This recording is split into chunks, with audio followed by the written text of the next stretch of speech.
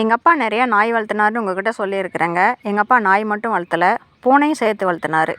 நாயின்னாவே எங்கள் அப்பாவுக்கு கொஞ்சம் கூட பிடிக்காது. என்னோட ஒரு 4 வயசில் இருக்கும்போது என்னை ஒரு நாய் கடிச்சிருச்சிங்க. அந்த நாய் வந்து எங்கள் கொஞ்சம் தூரத்தில் இருக்கிற ஒரு வீட்டில் வந்து அங்கே விளையாடிக்கிட்டு இருக்கும்போது ஒரு நாய் துரத்திட்டு வந்து நான் அப்படியே கவுந்தடிச்சு கீழே விழுந்துட்டேன். முழங்காலில் அப்படியே வந்து கவ்விடுச்சிங்க, பின்னாடி முழங்காலில். அது ரொம்ப ஆழமாகவே கவ்விடுச்சு. அப்புறம் பார்த்தா அந்த நாயை கொல்லணும் அப்படின்னு சொல்லிட்டு எல்லாருமே பேசிக்கிட்டு இருந்தாங்க. அப்புறம் என்னை ஹாஸ்பிட்டலுக்கு கூப்பிட்டு போயிட்டார் எங்கள் அப்பா. அப்போ அந்த டாக்டர் தான் சொன்னார், நாய் சாகக்கூடாதுங்க, நாய் வந்து 18 நாள் கண்டிப்பாக அது நல்ல ஆரோக்கியமாக இருக்கணும், நீங்கள் கொஞ்சம் பார்த்துக்கோங்க அந்த நாயை. அப்படி செத்துச்சுன்னா தொப்புள் சுற்றி 18 ஊசியாக என்னமோ போடணும் அப்படின்னு சொல்லிட்டு சொன்னார். அப்போ வந்து ஐயையோ நம்ம வீட்டுக்கு போகிறதுக்குள்ளே கொன்னுருவாங்களா என்னமோன்னு சொல்லிவிட்டு நானும் எங்கள் அப்பாவும் வேகமாக ரொம்ப அவசரமாக என்னை வண்டியில் கூப்பிட்டு வந்தார். ஆனால் அந்த நாய் அதுக்குள்ளே சாகடிக்கலை. அவங்க அந்த நாய் சிக்கிருந்துச்சுன்னா சாகடிச்சிருப்பாங்க. அப்புறம் அது ரொம்ப ஆரோக்கியமாகவே இருந்தது. அதுக்கப்புறம் திருப்பி ஒரு தடவை டாக்டர்கிட்ட போனப்போ எந்த மெடிசனும் தேவையில்லைன்னு சொல்லிட்டு அந்த காயத்துக்கு மட்டும் மருந்து போட்டு அனுப்பி விட்டுட்டாங்க. அதுலேருந்து அவருக்கு நாய்னாவே பிடிக்காது. நாய் வந்து வளர்த்தவே மாட்டார். அதுக்கப்புறம் நாய் பூனை எல்லாமே நான் வந்து வளர்த்தி அதை தூக்கி வச்சு கொஞ்சி நானும் பழகிட்டு இருந்து, நான் ஏற்கனவே சொல்லியிருக்கிறேன், எங்கள் ஜீவா வந்து எங்கள் அப்பாக்கிட்ட ஒட்டவே மாட்டான், பயங்கரமாக இது பண்ணான். அவருக்கு வந்து ஊட்டி வரிக்கு போட்டு தான் அவனை சரி கட்டி தான் பக்கம் இழுத்தாரு அப்படின்னு சொல்லிட்டு. ஜீவா மட்டும்தாங்க அதுக்கு காரணம். அவன் விளையாடி எங்கள் அப்பாவை வந்து அவன் கவர் பண்ணிக்கிட்டான். அவன் வேணும்னே கிட்டேயே போக மாட்டான். அவர் வந்து வரிக்கை எடுத்து படக்குன்னு கடிச்சிட்டாரு அப்படின்னா கொலன்னு குலைப்பான். அவன் பாட்டு குலைச்சிக்கிட்டே இருப்பான். அப்படியே முன்னங்கால் ரெண்டையும் வச்சு தவி குதிப்பான். அவனுக்கு கொடுத்தா எடுத்துக்கிட்டு உடனே என்கிட்ட ஓடி வந்துடுவான். அவர்கிட்ட உட்காந்து அதை சாப்பிட மாட்டான். அப்படிலாம் பண்ணி அவன் அதுக்கப்புறம் செத்ததுக்கப்புறம் நான் சொல்லியிருக்கிறேன், 2 நாய் வாங்கிட்டு வந்தேன் அப்படின்னு சொல்லிட்டு திருப்பி தூக்கிட்டு ஓடியாந்துட்டேன் ஒரு இடத்துல இருந்து அப்படின்னு சொன்னேன். அதுக்கப்புறம் வந்து முத்துன்னு ஒரு நாய் வந்து ஒரு குட்டி கொண்டுட்டு வந்து எங்கள் அப்பா வளர்த்திட்டு இருந்தாருங்க. அது வந்து அவனுக்கு வந்து ஒரு 1.5 வருஷம் 2 வருஷம் இருக்கும். ரொம்ப சின்ன வயசுலேயே நாய்ங்கள்லாம் வந்துங்க ஒரு 5 வருஷத்துக்குள்ளேயே தான் நிறையா நாய்ங்க நாங்கள் வளர்த்துருந்து செத்துருக்குது. 10 வருஷம் வளர்த்தன நான் வந்தது அப்படின்னு சொல்கிற நாய்ங்கள்லாம் சும்மா ஒரு சில நாய்ங்க தான். ஏதோ ஒரு காரணத்தினால இறந்து போயிடுதுங்க. அந்த முத்துவும் நானும் வந்து வயலோரம் நெல்லை வயல் ஒரு பக்கம், கரும்பு காடு ஒரு பக்கம், அதில் வந்து நடந்து வந்துட்டு இருந்தேன் பொழியில். அவன் திடீர்னு வயலில் விழுந்துட்டான். நான் வந்து அதை கண்டுக்கலாம். அவன் எப்போவுமே அப்படி தான் பண்ணுவான். ஏதாவது ஒரு சின்ன பூச்சி, ஏதாவது எலி அது மாதிரி ஓடிச்சுன்னா அது நான் வயலுன்னு கூட பார்க்க மாட்டான், தண்ணின்னு பார்க்க மாட்டான். அவன் பாட்டுக்கு அவன் விழுந்து பிறண்டு அப்படியே சேத்துல முழுகி எழுந்திரிச்ச மாதிரி வந்து நின்றுட்டுருப்பான். அவனை குளிக்க வைக்கணும் அடுத்தது. அந்த மாதிரி இருக்கும்னு நினச்சிட்டு அவனை நான் திரும்பி கூட பார்க்கல, போயிட்டேன். அப்போ எங்கள் அப்பா தூரமாக இருந்து கத்தினாரு, அம்மா அவனை பாரு, அவன் என்னமோ அவனை பாரு, முத்துவை பாருன்னு கத்தினாரு. இவர் ஏன் இப்படி கத்துறாரு அப்படின்னு சொல்லிட்டு நான் திரும்பி பார்த்துட்டு, அவன் சும்மா ஏதோ எலி பிடிக்கிறாங்கப்பா அப்படின்னா, இல்லை நீ கிட்ட ஓடி போய் பாரு அப்படின்னு கத்தினாரு. அப்புறம் வந்து நான் ஓடி வரத்துக்கு முன்னாடி அவர் வந்துட்டார். வந்து பார்த்திங்க அப்படின்னா அப்புறம் தான் எனக்கு தெரிஞ்சது, எங்கள் அப்பா நாயை பற்றி அவ்வளோ எப்படி இப்படிலாம் தெரிஞ்சு வச்சுருக்கிறாருன்னு தெரில. அவன் உளுந்த உடனே அவனுக்கு வந்து வாயிலெல்லாம் நுர தள்ளிட்டு சமமான பொழிதாங்க. இந்த மாதிரி இடம் தான். வாயிலெல்லாம் நுர தள்ளிட்டு ஒன் சைடு வந்து அவனுக்கு 2 கால் தானே நாய்க்கு, வரலிங்க, ஒன் சைடு எதுவுமே வரல.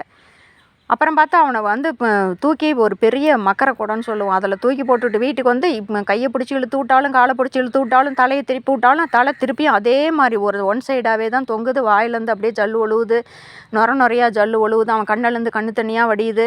அப்புறம் அப்படியே கூடையோடையே தூக்கி வண்டியில் வச்சுக்கிட்டு அவனை அப்படியே கூடைக்குள்ளேயே போட்டு சாக்குப்பை மேலே திமிரி ஓடாத மாதிரி, அவனால் தான் அவன் நடக்கவும் முடியாது, ஆனாலும் திமிரி ஓடாத மாதிரி மேலே சாக்குப்பை போட்டு கூடை மேலே கட்டி உடனே ஹாஸ்பிட்டலுக்கு கொண்டு போனார். அப்போ இந்த டாக்டர் சொல்லிட்டாரு, இன்னும் 1 வாரத்தில் அவன் செத்துரும், இது வந்து ஒரு பக்கவாத நோய், நாய்ங்களுக்கு வந்துருச்சுன்னா அது தாங்காது அப்படின்னு சொல்லிட்டு. அதுவும் எங்கள் அப்பாவை ரொம்ப பாதிச்சது, ரொம்ப அது பாதிச்சது. அப்புறம் வந்து அவன் எதுவுமே சாப்பிடல, என்னென்னமோ பண்ணுவார் வாயில் வந்து பால் ஊற்றுறதுக்காக, ஆனால் தொண்டையில் இறங்கலிங்க. அவன் அதுக்கு முன்னாடி டாக்டர் வந்து 7 நாளைக்குள்ளே செத்துரும்னு சொல்லி அனுப்பினார்.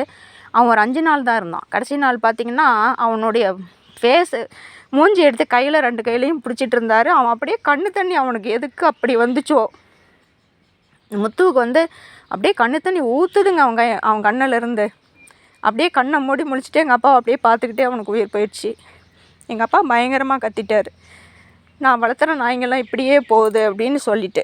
இது வந்து ரஜினிகாந்த் செத்ததுக்கப்புறம் நடந்தது. அப்போ முத்து இருக்கும்போது ரவியும் கூடவே இருந்தான். ரவிகாந்த் வந்து கொஞ்ச நாள் இருந்தாங்க. அவன் வந்து கிட்டத்தட்ட ஒரு 10 வருஷம் இருந்தான். ரஜினி தான் கொஞ்சம் சீக்கிரம் சேர்த்துட்டான். அப்புறம் முத்தும் சீக்கிரம் சேர்த்துட்டான். அதுக்கப்புறம் இன்னும் 2 நாய் இருந்துச்சுங்க. பிரபான்னு ஒரு நாய், பிரபாகரன் அப்படின்னு அதுக்கு பேர் வச்சு வளர்த்திட்டு இருந்தார். அப்புறம் கிருபான்னு ஒரு நாய்.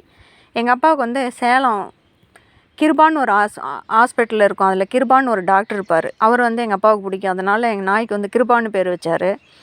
அந்த நாய் வந்து எனக்கு கல்யாணத்துக்கு முன்னாடியே வாங்கிட்டு வந்து நான் ரொம்ப என் கல்யாணம் அப்போலாம் அது வந்து குட்டி. நான் எங்கள் வீட்டுக்கு எடுத்துகிட்டு போவேன்னு சொல்லிகிட்டு இருப்பேன். எங்கள் அப்பா வந்து நாட்டாம படத்தில் சொன்ன மாதிரி, நீ எதை வேணாலும் கேளு, என்ன வேணாலும் எடுத்துகிட்டு போ, நாய்க்குட்டிங்களை மட்டும் பொட்டை பிள்ளைங்க கட்டி கொடுக்குற வீட்டுக்கு நாங்கள் கொடுக்க மாட்டோம், நாய்க்குட்டி மட்டும் விட்டுட்டு போ அப்படின்னு சொல்லிடுவார். அப்போ வந்து புஜ்ஜிமா அப்படின்னு ஒரு பூனையும் இருந்ததுங்க. அது நான் ரொம்ப செல்லமாக வளர்த்திட்டு இருந்தேன். அந்த கிருபா நாய் வந்து அப்புறம் நான் விட்டுட்டே வந்துட்டேன். நான் இங்கே வந்து என்னால் கூட்டிகிட்டு போக முடியல. நாங்கள் சேலம் போயிட்டோம். அப்புறம் வந்து அது எங்கள் அப்பா ரொம்ப ரொம்ப செல்லமாக கிருபா வளர்த்துனார். கிருபான்னுக்கிட்டே இருப்பார். கிருபா இருக்கும் போதே முரளின்னு ஒருத்தன் வந்திருந்தான். முரளி நாய் தான். முரளி குட்டியும் கிருபா குட்டியும் பார்த்திங்கன்னா எங்கள் அப்பா கூடவே சுற்றுவாங்க. 2 பேர்த்தையும் 1 வருஷம் முன்ன பின்ன வித்தியாசம். அந்த 2 பேரும் அப்புறம் புஜ்ஜிமா பூனை அதுதான் கடைசியாக அவர் வந்து கடைசியாக வச்சுருந்தார், வளர்த்துருந்தார். என்ன ஆச்சு அப்படின்னாங்க, அப்போ நான் எங்கள் அம்மா வீட்டில் தான் இருந்தேன். காலையில் 9 மணிக்கு பால் சோசிட்டுக்கு நானும் எங்கள் அண்ணாவும் போயிட்டோம். அப்போ வந்து புளி கொட்டுவாங்க. எங்களுது வந்து புளியம் தோப்பே இருக்குதுங்க பெருசாக. அதில் வந்து இனிப்பு மரமெல்லாம் நாங்கள் கொட்டிக்குவோம், புளிப்பு மரமெல்லாம் கொத்தகை கொட்டுருவோம். ரொம்ப நல்லவங்க நீங்கன்னு சொல்லாதீங்க, யாராக இருந்தாலும் அப்படி தான் பண்ணுவாங்க. நல்லா டேஸ்ட்டாக இருக்கிற புளியெல்லாம் உலுக்கிட்டு வந்து நாங்கள் கொட்டிக்குவோம், மற்றதெல்லாம் கொத்தகை கொட்டுருவோம், அவங்க உலுக்கிட்டு போயிடுவாங்க. அது வந்து அன்றைக்கி பாய்த்தறி ஓடலைங்கிறதுனால 4 பொம்பளைங்க எங்கள் அம்மா எல்லோரும் உக்காந்துட்டு, எங்கள் அப்பா வந்து வெளியில் பாய் கோரெல்லாம் அடிக்க வைக்கிற குடோனில் தான் அவர் படுத்துக்குவார். இது எங்கள் அம்மாவுடைய ஆர்டர். நாய்ங்கெல்லாம் கூட படுத்துக்குதுங்க, அதனால் நீங்கள் வந்து வெளியிலே படுத்துக்கான்னு சொல்லிட்டாங்க. அதனால் வீட்டு வாசல்லையே முன்னாடியே குடோன் இருக்கும், வாசல்லே இருக்காது, அது குடோனாகவே இருக்கும். அதில் வந்து இரும்பு கட்டில், அந்த பச்சை கலர் கட்டில் போட்டு அதில் மெத்தை போட்டு பக்கத்துலேயே கிருபாவும் முரளியும் படுத்துக்குவாங்க. எங்கள் பூனை வந்து எங்கள் அப்பா தலகாணிக்கிட்டே படுத்துக்கும். புஜ்ஜிமா வந்து அப்படி தான் படுக்கும். அந்த புஜ்ஜிமாவுக்கு வந்து எங்கள் அப்பா 9 தடவை அது குட்டி போட்டுச்சிங்க. அது ரொம்ப நாள் உயிரோடு இருந்தது. அது எங்கள் அப்பா கூடவே தான் இருக்கும், சுற்றி அவர் கூடவே இருக்கும், அவர் கூடவே தூங்கும். ஒரு டேபிள் போட்டு சேர் போட்டு எப்போவும் எழுதிட்டு இருப்பார். அது அந்த சேர் மேலேயே தான் படுத்துக்கும். அதை எழுப்பி விட மாட்டாமல் நின்றுக்கிட்டே எழுதுவார். அது ஒரு ஸ்டூலு, பாய்த்தறி ஓட்டுற ஸ்டூல் எடுத்துகிட்டு போய் போட்டு உட்காந்து எழுதுவார். அதை எழுப்ப மாட்டார். அது அவர் கூடவே இருந்ததுனாலே என்னமோ வேட்டைக்காரங்க யாருமே பிடிக்கல. அது இருந்தது. 5 பிரசவம் தாங்க போனால் நார்மலாக வந்துச்சு. அதுக்கப்புறம் 4 பிரசவம் எங்கள் அப்பா தான் பார்த்தாரு.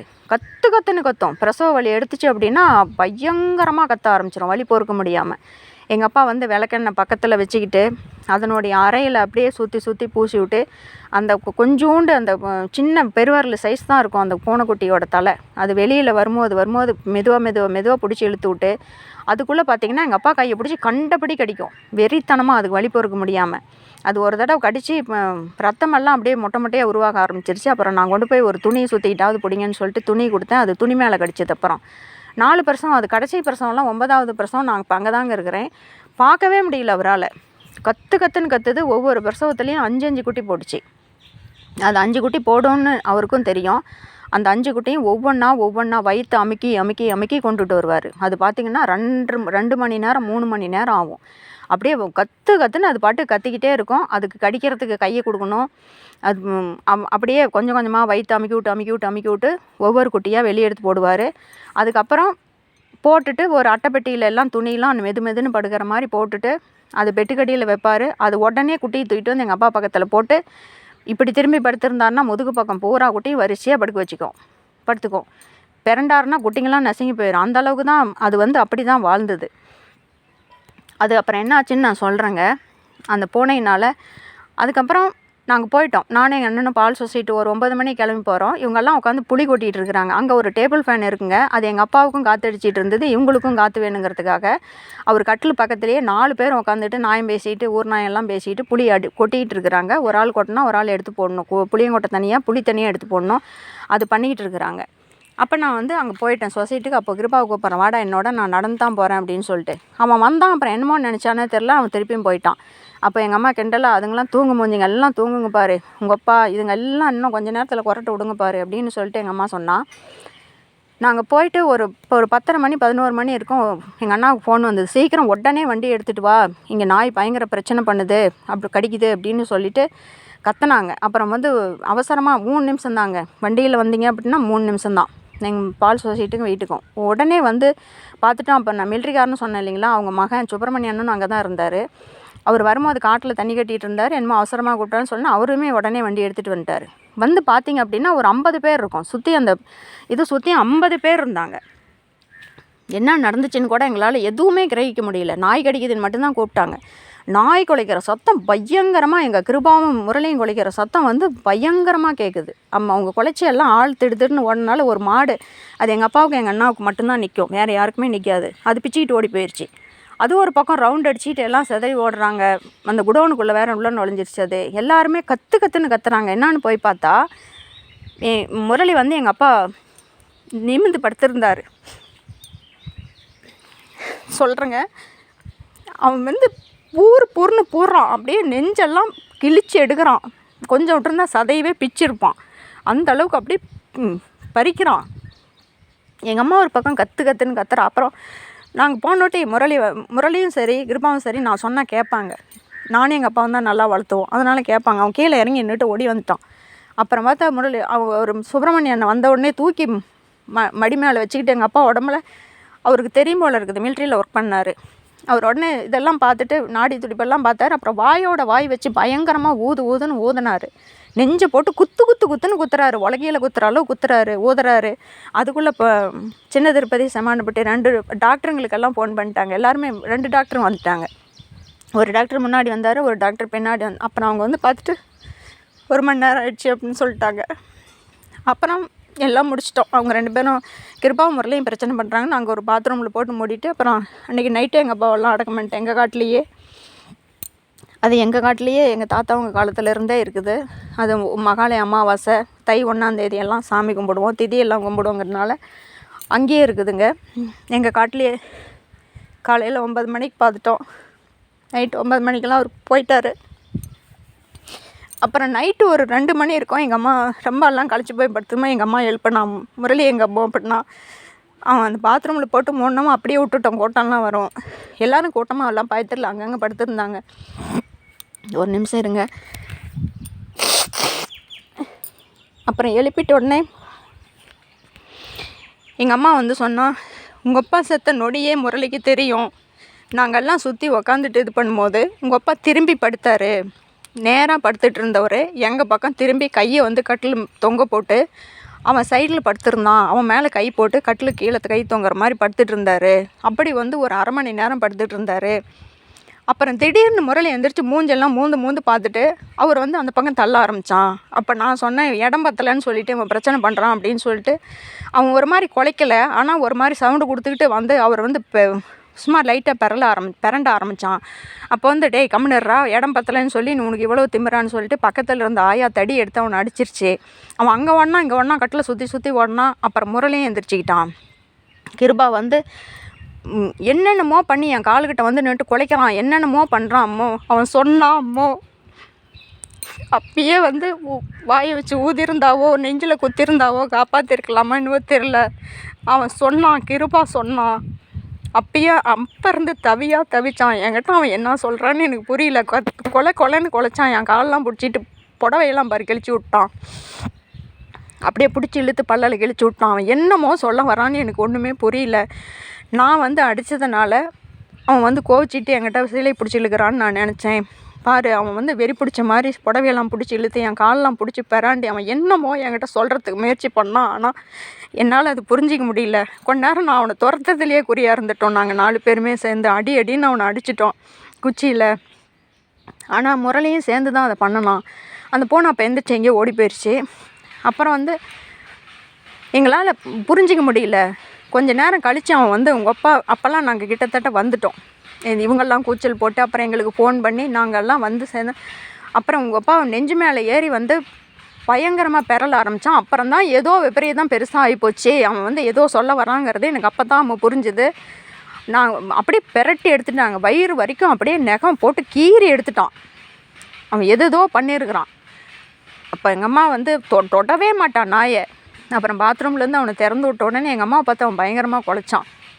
எல்லோரும் எந்திரிச்சு வந்துட்டாங்க. அப்புறம் இல்லை சாப்பாடு போடுறதுக்கோசம் என்னை அடிச்சிட்டோம்ல அதனால் அப்படின்னு சொல்லிவிட்டு எல்லாத்தையும் அனுப்பிவிட்டு அப்புறம் எங்கள் அம்மா அவனை மடி மேலே போட்டு கட்டி பிடிச்சிட்டு கற்றுன்னு கத்துனான். நீ சொன்னது எனக்கு புரியல, அது என்ன சொல்லுதுன்னு எனக்கு தெரியல, ஒருவேளை நீ பக்கத்தில் இருந்திருந்தீங்கன்னா உனக்கு தெரிஞ்சிருக்குமோ என்னமோ, அவ்வளோ இதுங்கிட்ட டச் வைக்கிறதுனால எனக்கு அவ்வளோ தெரியல, காப்பாற்ற முடியலடா முரளி, போயிட்டாருடா அப்படின்னு சொல்லிட்டு பயங்கரமாக கத்துனாங்க. அதிலேருந்து எங்கள் அம்மாவுக்கு அது நாய் மேலே பயங்கர பாசம். அப்புறம் கொஞ்ச நாள் அவன் வந்து எங்கள் அம்மாவை கொஞ்சம் கண்டுக்காமையே இருந்தான். அப்புறமெல்லாம் எங்கள் அம்மா நல்லா வளர்த்துனான். எங்கள் அப்பா எப்படி வளர்த்துனாரோ அதே மாதிரி கொஞ்சம் கூட குறையில்லாமல் அவனை ரொம்ப நல்லா வளர்த்துனான். அதுக்கப்புறம் அந்த நாய்ங்க மேலே அவள் ரொம்ப பாசமாக இருந்தாள். அந்த பூனை சொன்னேன் இல்லைங்களா, இந்த பூனைங்க வந்துங்க அதுக்கப்புறம் 3 நாள் அது வீட்டுக்கு வரல. 3ஆவது நாள் எங்கள் சடங்கு சம்பிரதாயம் எல்லாம் முடிஞ்சதுக்கப்புறம் இந்த பூனைங்க சோகமாக இருந்துச்சுங்க அப்படின்னா வயிறு வாயெல்லாம் பற்றிக்கிட்டு போகும். அது வந்து ஒவ்வொரு ரூமாக தேடும். எல்லா ரூம்லேயும் போய் போய் போய் கத்தி கத்தி கத்தி கூப்பிடும். அது அப்படியே தினம் பண்ணிச்சு. 3ஆவது நாள், 4ஆவது நாள், 5ஆவது நாள்ன்ட்டு. அப்புறம் எங்கள் அண்ணன் என்ன சொன்னால், வேண்டாமோ இதை வந்து வேட்டைக்காரங்கிட்ட கொடுத்துடலாம், இது 9 பிரசவம் அவர் தான் பார்த்தாரு, இதுக்கு மேலே இது வந்து பிரசவத்தில் குட்டி போட முடியாமல் ஒரு வேளை செத்து கூட போயிடும், இது வந்து அவர் தேடி தேடி அது வந்து நின்றுச்சுனாவே போதும், ஒரு மாதிரி சோகமாக கத்துச்சுன்னா எங்கள் அம்மா கத்துன்னு கத்த ஆரம்பிச்சிருவா, உளுந்து பிறண்டுட்டு கத்த ஆரம்பிச்சிருவா. அது எங்கள் அண்ணனால் பொறுக்க முடியாமல் இது கொடுத்துடலாமோ, இது வந்து சோகத்தை பயங்கரமாக தூண்டி விட்டுக்கிட்டு ராவடி பண்ணுது, அவரையே தான் தேடுது, நம்ம இத்தனை பேர் தூக்கி மடி மேலே போட்டால் கூட அது வந்து அடங்கவே அடங்காது, மறுபடியும் போய் அவரையே தான் தேடும், இது இப்படியே பண்ணுது அப்படின்னு சொல்லிட்டு வேட்டைக்காரங்களை வர சொல்லி, அது எப்போவுமே பிடிக்க முடியாதுங்க, நான் பிடிப்பேன் இல்லை எங்கள் அப்பா பிடிப்பார், அது நீயே பிடிச்சி கூட என்னமோ பண்ணிவிடுன்னு சொல்லிட்டேன். அவன் பிடிச்சான். வேட்டைக்காரன் வந்து வாங்கும்போது கூட அது கொஞ்சம் கூட திமிரவே இல்லைங்க. அது எதுக்காக அவ்வளோ பொறுமையாக போச்சுன்னு சத்தியமாக எனக்கு தெரியல. அப்படியே அவ்வளோ பொறுமையாக அவன் தோள் மேலே சாஞ்சு படுத்துட்டு கடைசியாக எங்கள் அப்பா ஃபோட்டோ அது லைட் எரிஞ்சதுனால பார்த்துச்சோ இல்லை வேணும்னே பார்த்துச்சோ தெரில, அது நல்லா பெரிய பூனைங்க, ரொம்ப பெரிய பூனை அது. அப்படியே படுத்துட்டு அவன் தோள் மேலே படுத்துட்டு அந்த ஃபோட்டோவை பார்த்துக்கிட்டே போச்சு. எங்கள் அம்மா வேறு உளுந்து பிறண்டுட்டு கத்த ஆரம்பிச்சிட்டா, எல்லாம் போகுதுங்க அவரோடையே, நான் மட்டும்தான் போக முடியல, நான் வாழ்ந்ததுக்கே அர்த்தம் இல்லை அப்படின்னு சொல்லிட்டு அவள் வேறு ஒரு பக்கம் கத்த ஆரம்பிச்சிட்டா. என்னால் பூனையை கூட சரியாக பார்க்க முடியல, எவ்வளோ பார்க்குறதா பூனையை பார்க்குறதா அப்படின்னு சொல்லிட்டு நாங்கள்லாம் கூட கொஞ்சம் தேர்னா கூட அதுக்கப்புறம் கிருபா ஓடி போய் தேடுவான். அந்த பெட்டு மேலே யாருமே பெட்டு மேலே உட்காரத கூட விட மாட்டான். அதுக்கப்புறம் எங்கள் அம்மா அதுக்கப்புறம் அவர் எப்படி அதை வளர்த்தினாரோ அதே மாதிரி இன்றைக்கும் எங்கள் அம்மா வந்து 2 நாய்ங்க, அதுக்கப்புறம் கிருபாவும் செத்துட்டான், முரளியும் செத்துட்டான். அதுக்கப்புறம் 2 நாய் வளர்த்தனா, அதுக்கப்புறம் அதுங்களும் சின்ன வயசுலேயே போயிடுச்சிங்க, எல்லாமே ரொம்ப சின்ன வயசுலேயே போயிடுச்சிங்க. அப்புறம் இப்போ வளர்த்துன நாய் பேர் வந்து முதல்ல நாய் பேர் ஜீவான்னு அவர் வச்ச பெரிய மறுபடியும் அவள் வச்சா. இப்போ இருக்கிற நாய் பேர் ஜீவா. நான் ஒருத்தன் தான் இருக்கிறான். இப்போ நீங்கள் வந்து நாயை வளர்த்திட்டோ பூனையை வளர்த்திட்டோ செத்துட்டிங்க அப்படின்னா நிச்சயமாக சொல்கிறேங்க, அதுங்க மறக்கிறதே இல்லை. அதுங்களை வந்து சரி கட்டுறதுக்குள்ளே எங்கள் அப்பா செத்தப்போ எங்கள் நாய் எங்கள் பூனை நாங்கள் 1 மாதம் அங்கே தான் இருந்தேன். எங்கள் அப்பா செத்தப்போ அவ்வளோ கஷ்டப்படுதுங்க, அப்படியே தேடுதுங்க. எங்கள் பூனை வந்து எங்கள் அம்மா அது வர்றப்போலாம் கத்த ஆரம்பிச்சிருவா. இந்த பூனைங்க வந்து அப்படியே சோகமாக கத்துங்க பாருங்கள். இந்த உலகத்தையே வந்து கடவுளே அந்த போன காலத்தை அப்படியே திருப்பி கொடுத்துரு, தயவு செஞ்சு அந்த பூனைக்காகவாவது எங்கள் அப்பாவை கூப்பிட்டு வந்து 1 நிமிஷம் நிற்க வைக்க மாட்டியா, அது பார்த்துட்டு போயிட்டோம் அப்படின்லாம் அழுதுருக்குறேன் நான். அப்படியே சோகமாக கத்துங்க. அதோட இது பொறுக்க முடியாமல் தான் எங்கள் அண்ணன் கொடுத்தான், நீங்கள் தப்பாக பேசாதீங்க. ஏன்னா அதுக்கப்புறம் பிரசவம் பார்க்க முடியல, அது வந்து கத்தி ராவடி பண்ணி. அந்த பூனை ரொம்ப பெரிய பூனை, அது கொஞ்சம் வயசான பூனையும் கூட, அது ரொம்ப பெருசாக இருந்ததுனால எங்கள் அண்ணன் வந்து இது இனிமேல் பிரசவம் பார்த்து நம்மளால் காப்பாற்ற முடியாது, ஒரு வேளை பிரசவத்தில் செத்தா கூட செத்துரும் அப்படிங்க. அது மட்டும் காரணம் இல்லை, அது வந்து அழுது பயங்கர பிரச்சனை கொடுத்துச்சு. அதுக்கப்புறம் கிருபாவும் கூட சரிங்க, அவர் வந்து கிணத்துல மோட்ரு போட்டுவிட்டு வரும்போது அந்த மோட்ரு எல்லாம் வைக்கிறதுக்கு எல்லா கிணத்துக்கிட்டையும் இருக்கும் தார்ஸ் போட்ட ஒரு சின்ன ரூம் மாதிரி போட்டு வச்சுருப்பாங்க. அதெல்லாம் அவனை விட்டுட்டு அவர் காட்டுக்கு போயிட்டு வருவார். அவன் அங்கே தூங்கிடுவான். இந்த மாதிரி வெயிலெல்லாம் அவன் நடக்க மாட்டான், அங்கே போய் படுத்துக்குவான். அவர் வருவார்னு சொல்லிட்டு எத்தனையோ நாள் போய் அவனை கூப்பிட்டு வருவேன், வாடா இனிமேலாம் அவர் வரமாட்டார் ஆனால் வந்து அவரை புதைக்கும் போது அவன் கூட இல்லைங்க.